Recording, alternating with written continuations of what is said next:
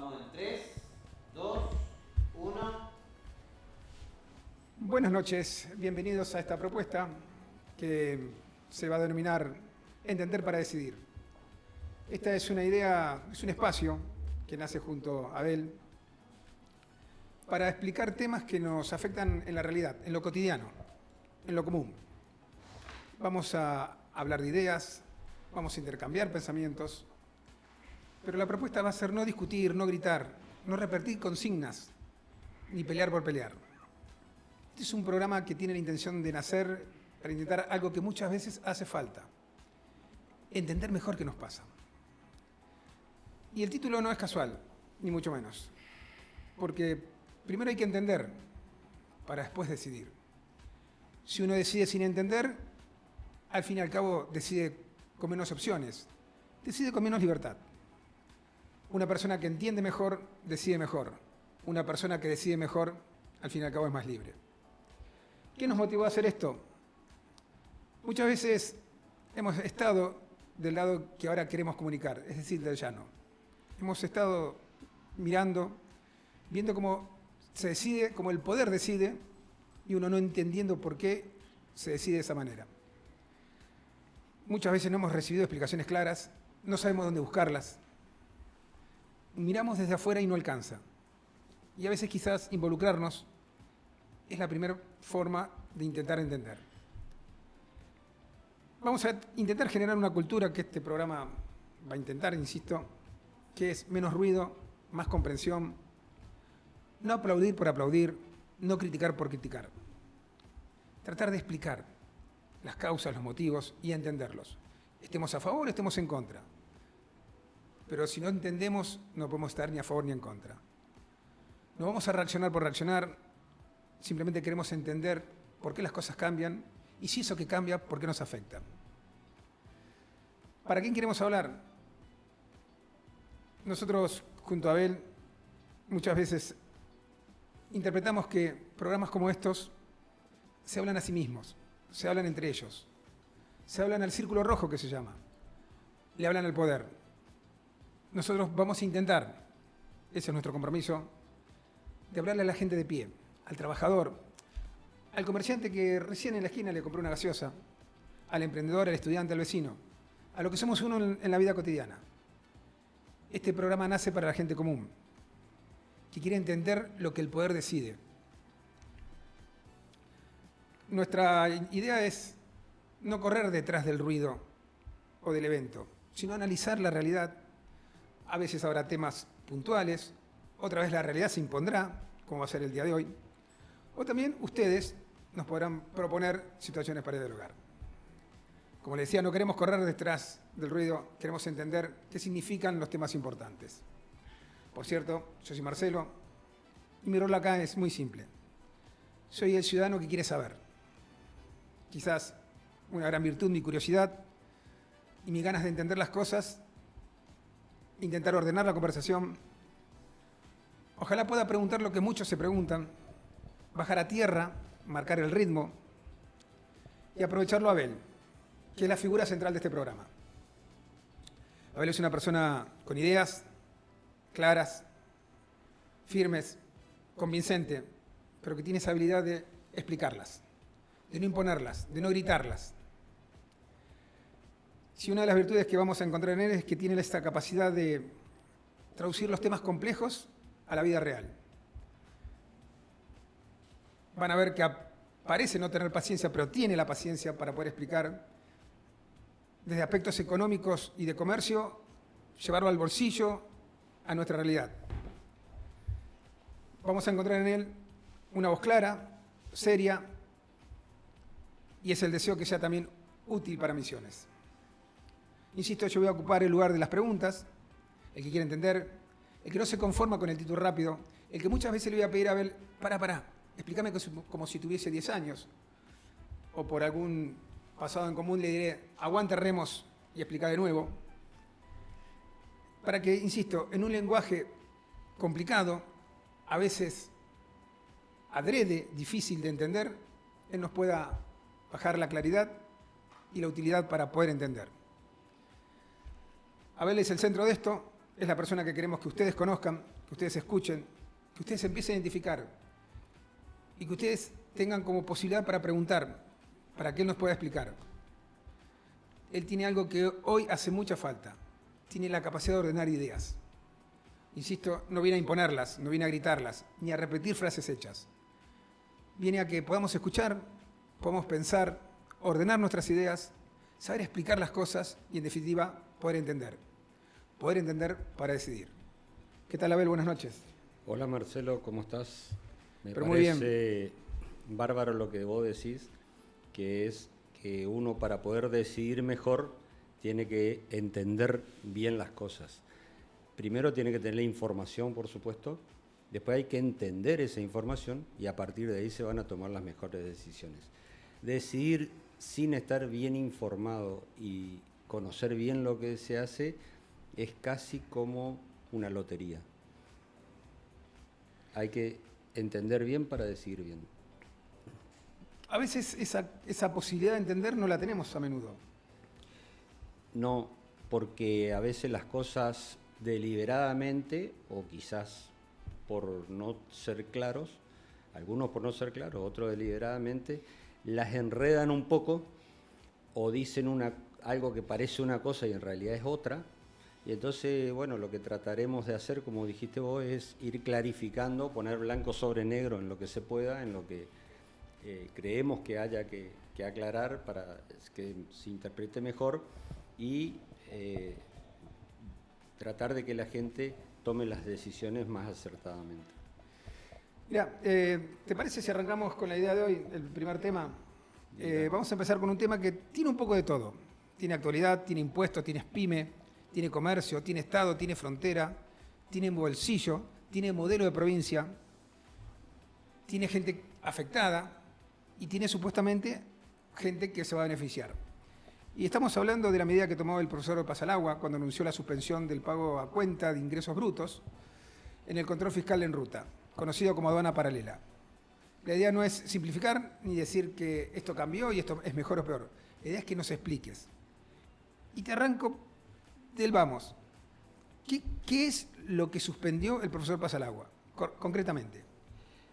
El gobernador lo que hizo es suspender el cobro en ruta de un pago a cuenta que se hacía del impuesto sobre los ingresos brutos cuando la mercadería entraba a la provincia. Mercadería que venía de otro lugar del país y entraba a la provincia, se hacía un pago a cuenta de un impuesto que habría que pagar después de vender. Bueno, acá lo están cobrando anticipado cuando entra la mercadería a la provincia. Ni siquiera saben si la van a vender, pero ya están cobrando. A ver. Eso era el pago a cuenta en ruta. Empecemos de vuelta. El ingreso bruto, vos me estás diciendo que no es el pago por lo que vendí, sino por lo que voy a vender. No, eso es lo que te cobran ellos. Por lo que suponen que vas a vender. No saben ni siquiera si la vas a vender a la mercadería. Yo te pongo algo muy simple. Un supermercado trae mercadería, se le rompe la mercadería, esa no la vende. Y bueno, cuando pasó por la aduana ilegal, esta que tenemos en entrada de la provincia, vos pagás por todo. Después se te rompe, se te vence, te roban, lo que sea, listo, vos pagaste el impuesto, arreglate después. ¿Y por qué la denominan aduana paralela? Yo creo que es una cuestión de marketing. Pegó bien, como la Nata en su momento dijo, la grieta y quedó. Esto es aduana paralela. Lo dijeron, quedó, se instaló ese término. En realidad es una aduana interior que está prohibida específicamente, explícitamente en la Constitución Nacional están prohibidas las aduanas interiores. Eso allá por la Asamblea del año 13 ya fue una de las primeras cosas que se sacó cuando se armó la República Argentina. Resulta que Misiones la instaló hace, no sé, como 20 años y ahí está y cobran, es una aduana. Le pusieron aduana paralela, no sé. Porque suena bien. Porque para mí, sí, para mí. Es una aduana interior interna que es ilegal, inconstitucional y es una barbaridad. Bueno, me abrís un montón de ventanitas. Perfecto, una aduana interior. Te tendría que preguntar ¿para qué? ¿Por qué? ¿Para qué? Para recaudar. O sea, no tiene ningún otro objetivo, es para recaudar. para recaudar porque tenemos que sustentar a quién, al Estado. Al gobierno. Esto es otra estrategia más de robo del gobierno, porque este gobierno provincial tiene algo, es un gobierno que roba para el gobierno. Para. Aguanta, Remos. Roba para el gobierno. O sea, a mí se me ocurre que alguien que roba para un beneficio propio, ¿sí? O para varios. Podemos hacer una lista larga de ejemplos.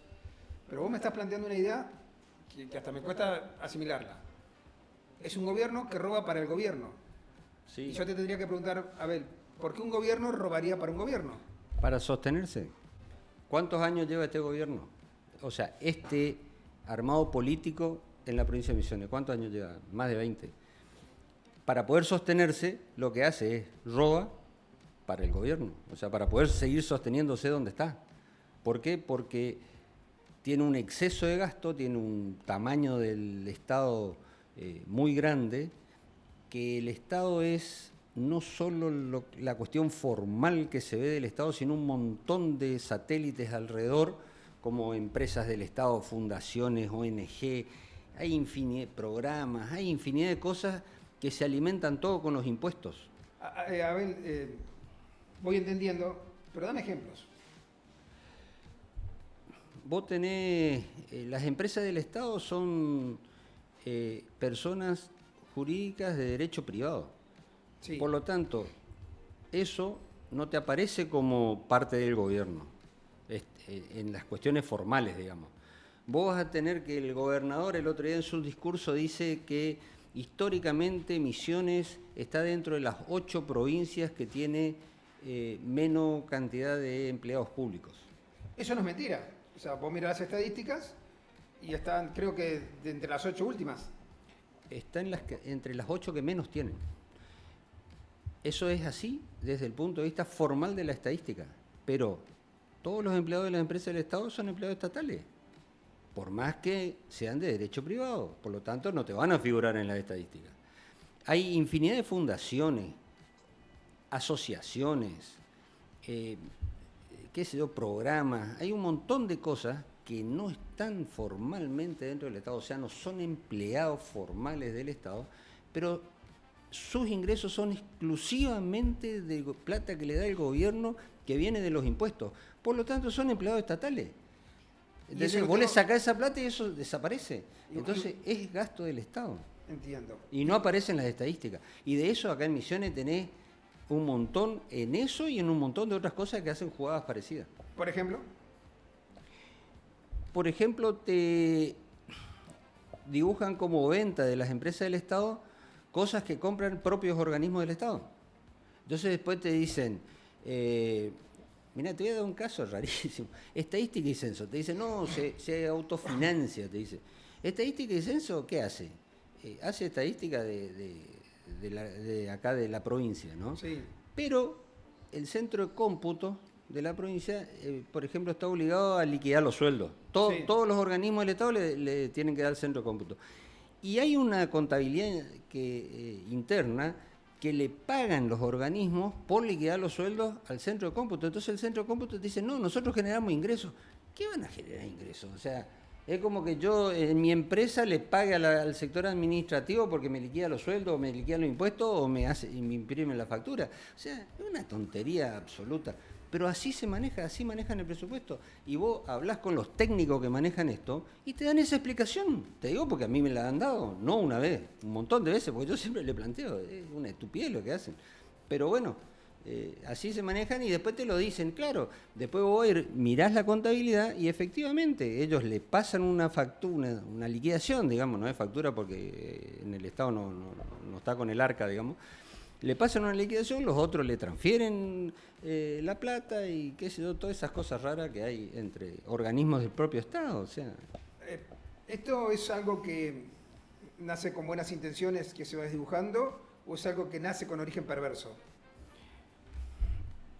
Mirá, yo creo que esto nace para justificar cosas que no sé por qué a alguno se le ocurrió que así tenía que hacerse hace mucho tiempo, ¿no? Y después se fueron aprovechando de estos mecanismos para ir generando nichos de corrupción, nichos de clientelismo, nichos de subsidios. Hay un montón de cosas de ese tipo. Bueno, veamos la parte positiva. Creo que fue el ministro de Hacienda el que dijo, quitamos impuestos. ¿Cuándo? Cuando quitaron la aduana paralela. Cuando sacaron este decreto que suspenden, Sí, no quitan, suspenden. el cobro en ruta del pago a cuenta de ingresos brutos por un año y que empieza el 1 de julio, no empezó todavía.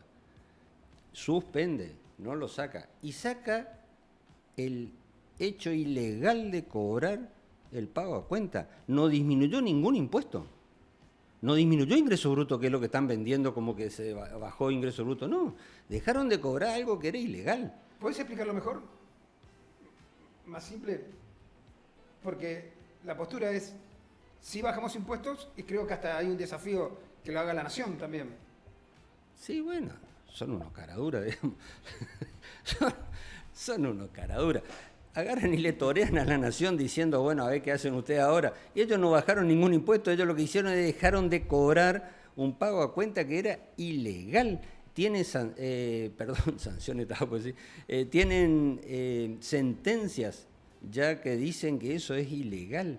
Tienen saldos acumulados de las empresas, millones y millones ahí en rentas, porque las empresas no lo pueden recuperar porque es una alevosidad lo que cobran. Y lo peor de todo no es este pago a cuenta que se hacía, porque esto es para los que vienen de otra provincia y están en el convenio multilateral y qué sé yo.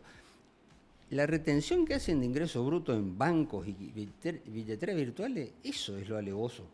Ahí es donde juntan los tremendos saltos a favor de las empresas. Y además tienen otros regímenes de retención y percepción y qué sé yo. Pero en el banco, vos, ¿te habrá pasado transferir plata o que alguien te transfiera plata en la billetera? No sé, porque compartiste la cena con tus amigos, el asado, y resulta que te retienen ingreso bruto. Porque ellos suponen que toda plata que vos recibís porque hiciste una venta. Es una chifladura, pero bueno, es ilegal, es absolutamente ilegal. Te decía que me abriste muchas ventanas, pero quiero apuntar a quienes vamos destinados, ¿no? A la gente común. Y te hago dos preguntas. La primera, ¿esto puede llegar al bolsillo de la gente? Y en ese caso, ¿quiénes serían los primeros beneficiados? ¿Y cuándo? 3, te dice. Esta suspensión tendría que llegar a los precios. Tendría que llegar, bajándolos, por supuesto. No va a ser de inmediato, claramente no va a ser de inmediato, porque toda la mercadería que está dentro de la provincia y que va a seguir mayo y junio, va a seguir pagando. Por lo tanto, cuando el comerciante pone el precio, adentro está ese impuesto que pagó. Después, cuando se suspenda, teóricamente tendrían que reducir los precios o dejar que la inflación se coma la diferencia, digamos, y no poner este impuesto. Porque lo que hace este sistema, que es lo que cuando el gobernador Pasaracua dice yo salgo a caminar y ando por la calle y las picadas y qué sé yo, no sé muy bien dónde se mete porque obviamente no ve cómo es la realidad. Cuando un comerciante de Misiones compra mercadería afuera, el que paga ese pago a cuenta es el comerciante de Misiones.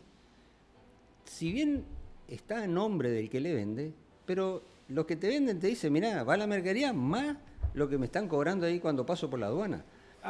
Y si vos la querés la mercadería, se lo tenés que pagar. Entonces, el comercio... ¿Estamos estoqueados? Ni hablar. Por eso, todo el stock que está dentro de la provincia pagó eso. Solo las grandes empresas son las que no te hacen eso porque, bueno, son grandes empresas, están auditadas, tienen un montón de controles y no son chorros, digamos. Pero los comerciantes comunes tienen que defenderse, ellos no pueden pagar un 5%, un 4,5%, cuando entran a la provincia, esperar a ver si venden la mercadería y ocupar esa plata cuando la venden, que ahora, gracias al presidente Milei, la inflación está más o menos controlada. ¿Te imaginás lo que era con el gobierno de Alberto Fernández? 211% de inflación en un año. Vos pagabas, tenías esa plata para computarla cuando te correspondía pagar el impuesto. Si era dentro de 2 o 3 meses, no valía nada tu plata. O sea, pagabas de vuelta el impuesto, digamos. A ver si entiendo. porque ingreso en mercadería a Misiones, tengo que pagar doble ingresos brutos. Sí, porque vos cuando vendés pagás y le pagaste a tu proveedor que él te cobró lo que cobraban en la aduana. Pero si yo no me equivoco, ni vos ni yo vamos a pagar eso, sino lo va a pagar el consumidor. El que compre la mercadería, adentro del precio de la mercadería está eso. Vos ni te enterás, cuando pagás ni te enterás. ¿Por qué las cosas acá en Misiones salen más caras que en Corrientes? No nos vamos a ir a Buenos Aires, acá en Corrientes. Por eso. Cruzamos el arco. Claro, cruzar el arco del otro lado está 5% más barato. Así Porque está incluido, me quitas eso y en teoría yo voy a tener un alivio. En teoría tendría que afectar los precios, pero ya te digo, esto no va a ser inmediato. En primer lugar, la medida entra a regir el 1 de julio. Y en segundo lugar, hasta que vos no te liquides todo el stock que ya tiene ese precio adentro, no van a corregir los precios. Los precios los empezarán a corregir, no sé, 2, 3, 4 meses después que se suspenda. Vamos a suponer que, bueno, esta mala medida, que ahora entra en suspensión, termina siendo un buen anuncio, o sea, una buena decisión. La pregunta del millón es, ¿por qué llega ahora? ¿Por qué no llegó antes? ¿Crees que esto es una respuesta o un inicio de un cambio de modelo? No, no es un cambio de modelo. Acá le llegó el agua al cuello al gobierno, digamos. Lo están cacheteando en todo el país con que los saldos a favor, la aduana paralela y un montón de cosas. Entonces al gobierno provincial no le quedó otra que hacer lo que tiene que hacer, o sea, sacar este régimen totalmente ilegal. Pero además, te vuelvo a reiterar, el problema grave está en las retenciones bancarias, que eso también lo tienen que sacar. Vos quizás no te acuerdes o no hayas estado, pero cuando se puso por primera vez esta retención en las cuentas bancarias, se puso al barrer. Entonces, ¿qué pasó? A todos los empleados, cuando le depositaban la plata en la cuenta sueldo, le retenían ingreso bruto. Por supuesto, se armó un barullo tremendo, empezando por los empleados estatales. ¿Qué pasó? Bueno, recogieron el ovillo, sacaron eso y bueno, a las cuentas sueldo no le cobran, digamos. Pero era tan alevoso el sistema que a las cuentas sueldo le retenían ingreso bruto. Está bien, lo corrigieron rapidito, digamos, porque si no se le incendiaba todo. Pero, o sea, es una barbaridad, es una cuestión netamente recaudatoria, es ilegal, te vuelvo a decir. ¿Y por qué es ilegal? Porque te están cobrando por el hecho de que te ingrese plata en una cuenta bancaria, y eso no es ningún hecho imponible. O sea, no hay que pagar impuesto por recibir plata en tu cuenta. O sea, yo te presto plata porque, por lo que sea, yo te presto plata, entra a tu cuenta y te cobran ingreso bruto. O sea, vos no hiciste ninguna venta. ¿Son los vientos políticos? ¿Son las nuevas ideas? No vamos a negar que en la nación, el gobierno nacional impone nuevas ideas, la idea de la libertad, del mérito, de la independencia individual, del mérito fundamentalmente. ¿Son esos vientos los que hacen estos cambios? O insisto, y no pregunto desde la ingenuidad ni de la falsa interrogación, sino por ahí también es cierto que cambian los modelos nacionales y el modelo provincial tiene que cambiar de alguna manera. Sin lugar a duda. Sin lugar a duda, la política nacional está haciendo que se ponga sobre la mesa este tipo de cosas que antes nadie las veía. Nadie veía este tipo de cosas, esto no se discutía, no era cuestionado.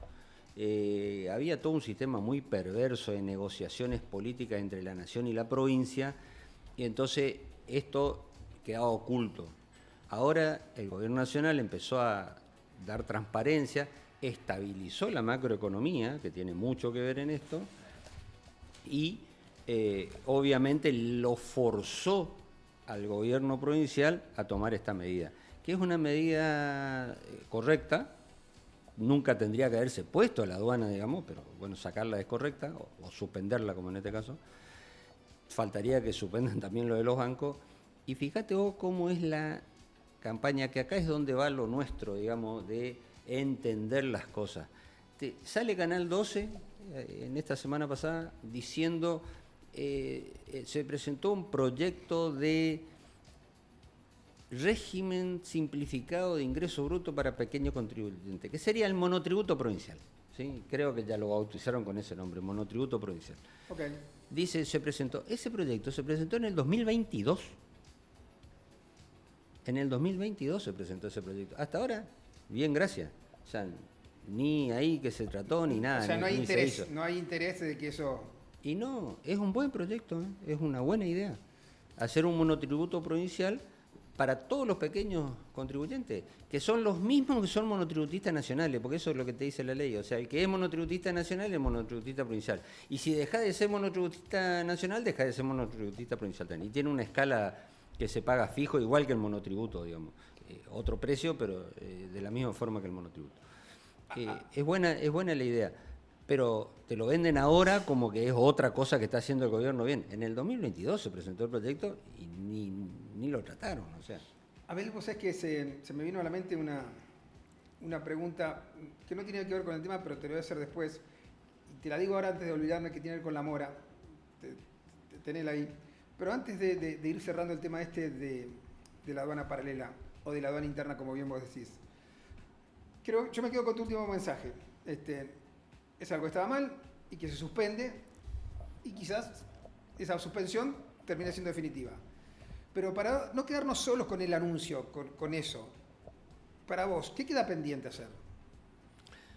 Primero que hay que eliminar el sistema de la aduana. Hay que eliminarlo, no suspenderlo, eliminarlo. Y hay que eliminar la retención bancaria por depositar plata en la cuenta. Eso es fundamental, es más importante que la aduana. La aduana afecta, lo dijo el gobernador en su discurso, a 17.300 empresas, de las cuales quedan excluidas más o menos 15.600. 873 grandes empresas son las que quedan dentro del régimen, que van a seguir pagando así por adelantado. Pero son, como te dije, son grandes empresas, no le cargan al comprador. Bueno, entonces, o sea, si tienen espalda para bancarla. Y tienen espalda para prestarle la plata al gobierno gratis, digamos. 873 empresas. Eso es dato que dijo el gobernador en su discurso, lo que te estoy diciendo. Lo que me llamó la atención en el discurso del gobernador es que dijo, hacemos esto para atraer más inversiones legítimas a la provincia. O sea que hay inversión ilegítima en esta provincia, porque él dijo, vamos a traer más inversiones legítimas. Y las ilegítimas, ¿cómo el tema? Hay inversiones ilegítimas. No entendí muy bien esa parte del discurso, digamos. Está picante. No, es que él lo dijo, o sea, bueno. Yo no estoy inventando nada, estoy tratando de interpretar qué quiere decir esa frase, digamos, pero no sé. Sí. Comentame algo que creo que lo habíamos hablado alguna vez, que este impuesto de ingresos brutos, que desde ya te comprometo que uno de nuestros próximos programas, a nosotros que no somos economistas, que no somos contadores, que estamos en las ciencias sociales, que solo sabemos pagar y tratar de no gastar de más, nos expliques qué son los ingresos brutos, ¿sí? Bueno, ningún problema. Está bien, es un tema largo. Pero, es un impuesto pésimo. Debe ser, si no es el peor, está compitiendo, no sé, con algún otro por ahí, pero es una barbaridad que exista ese impuesto. Alguna vez te escuché decir, la inflación y ingresos brutos son los impuestos que más nos pegan. Sí, la inflación es el peor de todo, sin lugar a dudas. La inflación es el peor de todo y le pega a la gente de menores ingresos, que eso es lo perverso que tiene generar inflación. ¿Y por qué la gente de menores ingresos no lo siente así, no lo percibe así, no lo comprende así, no lo entiende así? No lo entiende, sí lo siente. Es cierto. Sí lo siente. Andá a preguntarle a alguien, un changarín que cobra, a ver si cuando hay inflación alta cobra y sale corriendo a comprar porque al otro día está más cara la mercadería. Es más, si el patrón le demoró un día el pago, lo quiere matar porque mañana compra menos que hoy. Eso lo sienten y saben, es intuitivo, pero lo saben perfectamente. Quizás no lo entiendan porque, bueno, hay que explicar un montón de cosas, pero que lo siente y que todo el mundo sabe que la inflación es tremendo y te erosiona el ingreso, eso lo sabe todo el mundo. Digamos. Y me das pie para preguntarte, ¿tiene algo que ver eso con la mora? Sí. ¿Por qué? Mira, bueno, habrás escuchado, que por todos lados está saliendo todas las noticias, que se incrementó mucho la mora de los créditos en la Argentina. Sí, ¿no? Por eso fue una idea. El promedio más o menos normal de nuestro sistema financiero era 3,2, 3,5 de mora. Hoy está arriba del 13. O sea, de todo el universo de gente que pide préstamos, paga con tarjeta, se endeuda, lo normal en países normales, es el 3% de gente morosa que no cumple, ¿Qué se atrasa? que se atrasa. ¿Qué se atrasa? Ok. La que no cumple, no sé, hay que buscar bien cuánto es el número, es muchísimo menos, digamos. Pero Pero es la que se atrasa, la que está en mora, no impago, en Ok, mora. ok. Eso es más o menos el 3, 3,2, 3,5, digamos, en nuestro sistema financiero en la Argentina.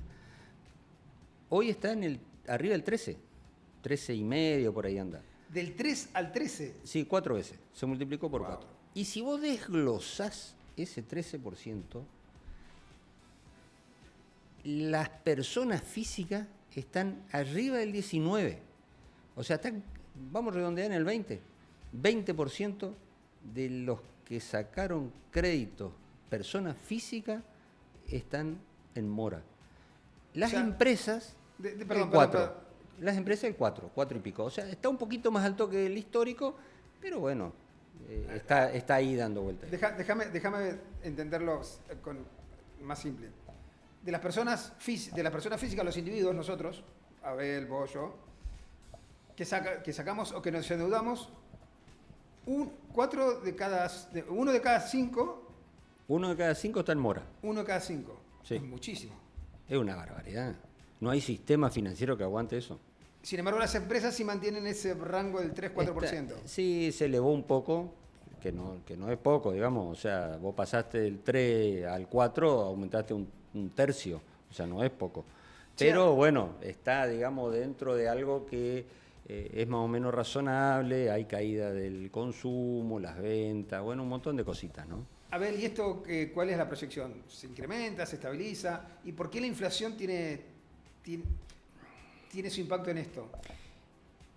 Mira, estaba leyendo unos informes de los bancos y ellos estiman que esto es algo que se va a tender a estabilizar en este valor, digamos, en el 20%. Lo que no pude leer en ningún lado es por cuánto estiman que va a estar, pero el sistema financiero lo va a tener que arreglar. Y si queremos entender por qué esto pasa, o sea, por qué se llegó a este punto, es porque se ordenó la macroeconomía. Resulta que vos antes tenías una inflación brutal, ¿y qué hacías? Te endeudabas con la tarjeta. Claro. Cuota fija. Cuota fija, claro. Las primeras 2, 3 cuotas te las sentías Vos más o sabías que menos. a fin de año no te dolía para nada. La 10, 11, 12, ¿viste? Con el cambio chico le paga. ¿Qué pasó? De golpe se cortó eso, vos venías endeudado con 12, 18, 24, 36, 48 cuotas y te empezó a doler todos los meses igual. Y resulta que te empezó a faltar. Entonces, ¿qué hacías? Sacabas de un lado para poner en otro y te tomabas el margen que tenés en la billetera virtual para pagar la tarjeta del banco, que eso. Hasta hace unos pocos, no pocos, pero hasta hace unos meses atrás, la tasa que te cobraba un descubierto o una billetera virtual era 230, 240, 250% anual de interés. O sea, De eso interés. es imposible de pagar. Nadie puede pagar una tasa de Si ese saco tipo. 100 pesos, ¿cuánto termino devolviendo? 350. Lo decís con la simpleza de un contador, ¿no? Yo todavía estoy haciendo la cuenta. Por eso te pregunto. Tenés que multiplicar por dos. O sea, me prestás 100 pesos y termino devolviéndote 350. Claro, porque tenés 100 más 250 intereses, 350. Ahora, insisto en este concepto que es un concepto hasta mental, si querés. Como la cuota se iba licuando, yo pagaba la cuota, no tenía morosidad, pero seguía endeudándome. De hecho, quizás a la mitad de ese préstamo me volví a endeudar para seguir pagando el préstamo. Pero, escúchame, ¿Te escucho? alguien venía y te decía, hace, no sé, 2022, 2023, alguien venía y te decía, che, vos sabés que tengo la posibilidad de sacar un crédito y la tasa, ni te fijes, la tasa, sacá nomás, le decía vos, y total, con la inflación que tenemos, te va a salir regalado. O sea, ni mire, dale, si te dan, metele. Así era la recomendación que uno le daba a cualquiera que consultaba. Hoy te vienen y te preguntan, de hecho a mí me preguntaron la semana pasada, me dicen un crédito a tal tasa, que eso, no, carísimo, le digo, espera un cachito que va. van a bajar las tasas. Efectivamente, la semana pasada el Banco Nación sacó que van a sacar crédito a menos del 20% anual de interés. Claro, y ahora esa cuota, al no haber inflación, tiene el mismo valor, tiene el mismo costo, tiene el mismo peso que de la 1 a la 12. Exactamente, a vos en el bolsillo te pega de la misma forma de la 1 a la 12. Antes te pegaba la 1, 2, 3, 4, ponele, y después lo otro ya era livianito y lo último ya ni te fijaba, ¿viste? Ya metele, saca otro crédito. Abel, vemos que a nivel nacional se quieren hacer cambios estructurales. Algo que pasó antes que nosotros arranquemos este desafío, la ley de trabajo, la ley laboral, la ley de glaciares, ahora se vienen las pasos, pero entiendo que desde lo económico, y es una pregunta, ¿no? Una reforma impositiva es como que es lo más importante de todo. Sí, lo más importante era frenar la inflación, ¿está claro? Está claro. Que también en el fondo es una reforma impositiva. A ver, para. Para vos, lo más importante era parar la inflación, que Sí. tiene el mismo peso que una reforma impositiva. Sí. Parar la inflación, a ver, para los de a pie. Y eso ¿Qué- te qué- voy qué? a hacer una aclaración. A ver, pero déjame hacerte Eso una no pregunta. necesita a los legisladores, eso lo hacía el Poder Ejecutivo, sin sacar ninguna ley, sin hacer ningún tratamiento, nada. O sea, el que no lo hizo es de perverso que eran. Para entender el tema de la inflación, porque sin tomar partido, pero simplemente cómo podemos pasar de un 200% a un 3% y discutir el 3%. Que está bien, parece que se discuta, porque ojalá que fuera ese cero, parece que no es fácil, pero vos le estás dando una preponderancia, que seguramente la tiene, por eso soy el que no sé, y pregunto, que el tema inflacionario es lo principal, es vida o muerte para un sistema financiero, para un sistema económico. Sí, para el sistema económico es la vida o la muerte, tal cual vos lo decís. Vos cuando tenés inflación perdés los precios relativos que se llaman, que es un teléfono vale, no sé, 10 platos, ¿sí?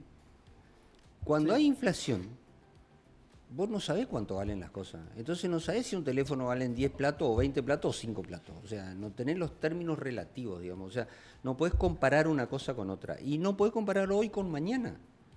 Entonces perdés totalmente los parámetros y es cualquier cosa. Aparte, una fábrica, lo que menos le importa es ajustar costo y controlar costo y qué sé yo, porque el negocio pasa por lo financiero. O sea, yo quizás cobro por anticipado muy barato, pero esa plata hoy vale y cuando yo venda, entregue la mercadería, no va a valer nada, qué sé yo, ¿entendés?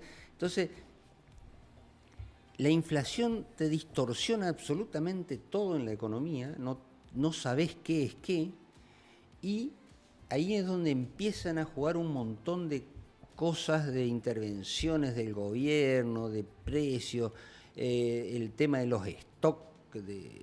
Vos habrás escuchado que los comercios se estoquean, claro, vos tenés la plata, comprás mercadería, ponés la mercadería en el estante y rogás que nadie te la venga a comprar, ¿viste? Porque dentro de 10 días vale muchísimo más.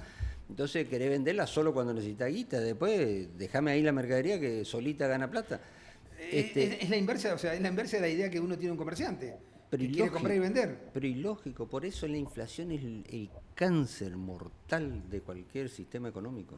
Es el cáncer mortal, porque perdés todos los parámetros. ¿Es correcto si digo que la inflación es el enemigo público número 1 del ahorro? Sí, obvio. Bien, acerté una, che. Obvio. Pero escuchá, con una inflación alta vos vas a guardar la plata en tu bolsillo. No, la convertí en cualquier cosa menos que te queden los billetes en el bolsillo. O sea, comprar mercadería, comprar electrodomésticos, salite, tomar una cerveza, cualquier cosa antes que guardar la plata en el bolsillo. Hay consumo. Al consumo. Hay consumo, digo, hay consumo así. Sí, hay consumo, pero es ficticio. No es ficticio, el consumo está, digamos, pero no genera absolutamente nada. Porque no sabes si te genera renta, no sabe, o sea, el que vende no sabe si gana, no puedes controlar los costos, el que consume no genera ahorro. Mira, aguanta Remos. Explícame por qué generar ahorro es bueno. Vos para tener crecimiento, para tener desarrollo, necesitas inversión. Para tener desarrollo necesitas inversión. Necesitas inversión. Necesitas plata. Necesitas inversión. Inversión. Primero, ¿Inversión es alguien que ponga o la que vos poner plata? Es poner plata y que quede ahí enterrado un tiempo, digamos. Ok. No es tome y traiga. O sea, Ok, entiendo. Inversión. Tenés inversión. Para tener inversión necesitas financiamiento. Para poder fondear, para poder dar el financiamiento te tenés que fondear con ahorros. Y el ahorro lo sacás del consumo. O sea, yo tengo un ingreso, si destino una parte al ahorro, quiere decir que es consumo de hoy que lo estoy pasando para el futuro. Yo digo, no voy a consumir hoy, guardo la plata y esta plata la voy a ocupar más adelante. Entonces, ¿y por qué guardo la plata? Porque tengo algún incentivo que me hace que yo prefiera consumir dentro de un tiempo y no hoy. Ese ahorro alimenta el sistema financiero presta plata para que se hagan las inversiones y las inversiones producen el desarrollo. Ahora, esa es la cadena, digamos. Si vos no tenés ahorro, no tenés nada. Llegando un poquito ya a la parte final de este primer encuentro y siendo consecuente con lo que hablamos, tengo esta consulta. ¿Y el ahorro para el individuo es importante también? Siempre tenés que ahorrar. Pero Si no vos... siempre se puede ahorrar, Abel. No, siempre se puede ahorrar. Para. No importa tu nivel de ingreso, siempre se puede ahorrar. Aguante, Remos. A ver si entendí bien. Vos me estás diciendo que es importante ahorrar, yo lo puedo entender, puedo hasta intuitivamente decir sí, pero cuando vos me decís todos pueden ahorrar, me hace ruido. Pero, ¿te entendí bien? Vos decís que todos pueden ahorrar. Todos pueden ahorrar. Hasta el de los menores ingresos puede ahorrar. Es más, tiene que ahorrar. Está bien, esto es una cuestión de finanzas personales que es largo. Pero qué buen tema, ¿eh? Qué buen tema. Qué buen tema, Abel. Pero es algo que es largo, que hay que explicarlo estructuradamente, digamos, porque para poder llegar a poder ahorrar, aunque tengas pocos ingresos, tenés que seguir ciertos pasos, ciertas metodologías y ciertas prácticas o ciertas cuestiones que tenés que hacer para poder armarlo, digamos. Abel, no es que porque hoy decís voy a ahorrar plata. Abel, no. ¿las finanzas personales se enseñan? O sea, ¿se aprenden? Sí, por supuesto. ¿Vos sabés qué me hace? Te diría que no es intuitivo. ¿Vos sabés que me haces acordar a nuestra época? ¿Te acordás de los fabulosos Kayak? Uf. En la escuela nos enseñan a memorizar fechas de palabra, pero que poco nos enseñan de amor, que poco nos enseñan de finanza personal. Bueno, mira, yo cuando hablamos, yo ya te lo he dicho, ahora lo vamos a decir acá en público. Yo creo que finanzas personales, digamos, no alta finanzas personales, hay que introducir en la educación yo te diría desde el nivel inicial. Te iba a decir, decí lo que decís desde jardín infante. Desde el nivel inicial tenés que poner. Ahí la gente empieza a entender lo que es el dinero y el manejo del dinero y para qué sirve el dinero. Y hay que amigarse con el dinero. Nuestra cultura hace que no seamos tan amigos del dinero, pero hay que amigarse con el dinero porque es el que mueve todo en el mundo. O sea, vos para moverte, para vivir, para tu familia, para lo que vos quieras, todo pasa por el dinero. Sea tuyo o ajeno, como en el caso de los impuestos, o si te lo regalan, da igual. Todo pasa por el dinero. O sea, no hay nada que no se tenga que pagar. Digamos. Quizás una idea altruista, quizás una idea un poco ensoñadora, pero qué bueno sería explicarle a la gente qué es finanzas personales, ¿no? Y bueno, lo tendremos que hacer. Porque en definitiva, habrá que organizarse y hacerlo. Porque en definitiva, yo hago esta concatenación, ¿no? Si yo realmente puedo ser dueño de mis finanzas, y parto de una premisa que no la conozco, sino de lo que vos decís, cualquiera puede. Estoy hablando del empleado de comercio, estoy hablando del kiosquero, estoy hablando de la empleada doméstica. estoy hablando del asalariado como del jornalero. Vos decís que todos ellos pueden ahorrar. Sí. Perfecto. Todos pueden ahorrar. Y vos Si yo ahorro, vas a tener libertad ahí está. si tenés libertad financiera. Vos sabés que iba por ese sentido, cada uno por su palo. Vos vas por lo económico, yo voy por un poquito por lo personal. Si vos tenés independencia económica, a su vez tenés seguridad de sí mismo, crees en vos, te sentís con más capacidades de las que tenés, no dependés de otro.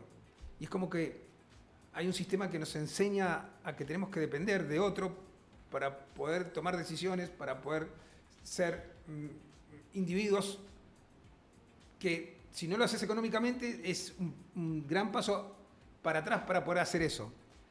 Y realmente, bueno, es una idea que tendríamos que pensarla, porque Sí. creo que sería una herramienta realmente muy poderosa que la gente sepa administrar. Alguien les explique el ABC de esto, de cómo puede administrarse aún en la escasez. Aún en la escasez. Para que no haya clientelismo. A ver, estoy por cerrar la puerta y me abrís la ventana. A ver, ¿cómo es eso? Me abrís el ojo de buey y se me llena de agua el barco. Esa es la estrategia del clientelismo. Esa es la estrategia de los gobiernos populistas, digamos, el clientelismo. Te hacen creer que si no te asisten desde el Estado, desde el gobierno, vos no podés vivir, digamos. O sea, no tenés capacidad propia para vivir. Si vos tenés independencia financiera, tenés libertad. Sin independencia financiera es imposible tener libertad. Por eso, los libertarios te dicen que tenés 3 principios, que es la libertad, la defensa de la libertad, la vida y la propiedad privada. Sin propiedad privada no existe la libertad. Qué lindo sería, y empiezo en voz alta, y vamos cerrando, igual tengo 2 cositas para comentarte antes. Qué lindo sería explicarnos cuál es nuestra realidad, hacerles entender que la mentalidad ganadora está, y que con esa realidad y con esa mentalidad ganadora vos nos expliques, nos enseñes cómo administrar nuestras finanzas, ¿no? Perfecto. Lo armaremos, digamos, no es tan simple, no es tan corto. Habrá que hacer varias etapas. Pero sí, eso es totalmente posible, es positivo y creo, te insisto, creo que desde el nivel inicial hay que empezar con estas cosas. Vos sabés que por experiencia personal es así. Y me gustó mucho esa idea que tiraste de que uno, ante la carencia de conocimiento, trabaja con la intuición. Y la intuición financiera no es lo mejor, ¿no? No siempre la intuición te va a llevar por el buen camino de la finanza. Abel, vamos cerrando. Te quiero comprometer a 2 cosas. Primero, pensar esto de que nos enseñes administración financiera, administración personal, finanzas personales. Ahí está, de finanzas. Finanzas personales. Después, en esos cursos vamos a aclarar la diferencia entre economía y finanzas, por ejemplo, esas cosas. Perfecto. Esto es finanzas. ¿Cómo cómo manejar el dinero. ¿Cómo te mueves como pez en el agua en estos temas, Y bueno, Bueno, y lo otro... son años, decía Está bien. un actor por ahí. Para eso estás. Y de ya también esta predisposición de enseñarnos o de explicarnos. Y lo que sí te voy a comprometer es ingresos brutos. Que te juro que lo comprendo, pero no lo entiendo. Y acá tenemos que entender para decidir. Está bien. ¿Sí? Está perfecto. Lo haremos en otro programa. Abel, te quedó, si pudieras dejar una idea final, ¿qué debería llevarse la gente de este primer programa? ¿Qué tendrías para decir? Bueno, yo creo que lo que buscamos es que la gente entienda de manera simple las cosas que son un poco complejas de la vida real, de las cuestiones, sobre todo ligadas al manejo del dinero, al accionar del gobierno sobre estas cuestiones, no la cuestión política, sino estas cuestiones que nos afectan al bolsillo de todos los días. Y bueno, espero que se comprenda, espero que logremos el objetivo y que realmente hagamos un aporte desde acá para que la gente entienda mejor las cosas y tome mejores decisiones, que en el fondo es nuestra propuesta. Gracias, Abel. Sí, comparto plenamente. Ojalá que hayamos intentado conseguir el objetivo. Seguramente habrá mucho para pulir, para intentar hacerlo mejor, y acá va a estar el espíritu para eso. Pero el espíritu es entender para decidir. El conocimiento nos da libertad. El conocimiento nos da responsabilidad. El conocimiento nos hace protagonistas. Dicen que el hombre es lo que la educación hace de él. Y educarnos es comprender. Y eso que comprendemos podemos estar de acuerdo o no, pero al comprenderlo vamos a estar en una posición fundamentada. No vamos a ser uno más en la masa, sino vamos a ser uno con decisión propia que pueda, por haber entendido, decidir. No todos pensamos iguales, ni los vamos a hacer, pero sí podemos pensar mejor. No repetir consignas, sino comprenderlas. No hablar solo con los que ya saben, sino que con la gente que necesita claridad para decir mejor. No creer porque lo escuchamos, sino creer porque lo comprendimos. Hasta acá en este intento porque entendamos para decir mejor. No se olviden de tocar la campanita, de poner un like, de seguirnos en las redes, y cualquier comentario serán leídos, serán escuchados, cualquier propuesta, y estamos para eso, para poder ser de alguna forma responsables de nosotros mismos, es decir, más libres. Buenas noches, Abel. Buenas noches, Marcelo. Me encantó este primer programa. Buenísimo, buenísimo.